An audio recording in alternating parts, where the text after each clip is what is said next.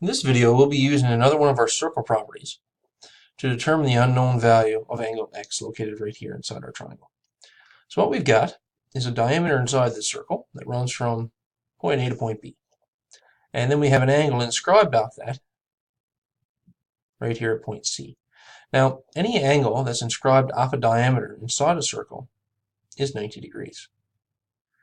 So what we've got is a triangle where we know two of the angles and want the third.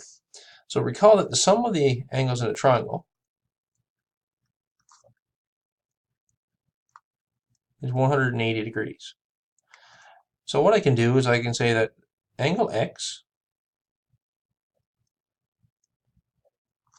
plus the 42 degrees plus the 90 degrees should add to give me 180 degrees. So adding those other two together, we get 132 degrees. And then to get the final answer here, we would subtract 132 from both sides for an answer of